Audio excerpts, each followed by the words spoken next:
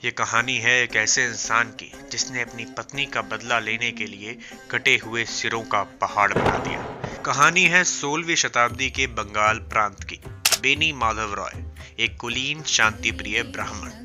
एक दिन कुछ पठान इनकी आंखों के सामने से ही इनकी पत्नी को उठाकर ले जाते हैं। ये चाहकर भी अपनी पत्नी की रक्षा नहीं कर पाते और इसी शोक में ये बंगाल के घने जंगलों में चले जाते हैं। बहुत समय बाद ये वापस लौटते हैं, पर अब जो वापस लौटा वो माधव राव नहीं बल्कि था पंडित डकैत। माधव राव का वापस आना पठानों के किसी डरावने सपने के सच होने से कम नहीं था। हर दिन कोई पठान अगवा होता और अगले ही दिन पंडित डकैत की तलवार उसके सर को यवन मर्दिनी काली के चरणों में बलि स्वरूप समर्पित कर देती। ये सिलसिला चलता रहा और जल्द ही काली माँ के चरणों के समक्ष खोपड़ियों का एक पहाड़ खड़ा हो गया। पर यह तो बस शुरुआत थी। पंडित डकैत का प्रकोप तो अभी बाकी था।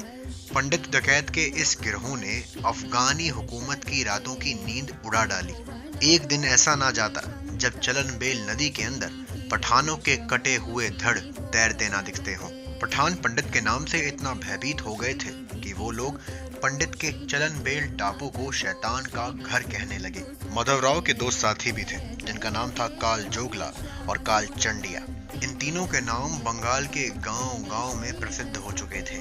मैं नहीं जानता कि माधव राव सही थे या गलत, परंतु किसी भी संप्रदाय का इंसान अगर अपने घर की नारियों की रक्षा करने हेतु ऐसा कदम उठाता है तो उसका समर्थन मैं अवश्य करूंगा।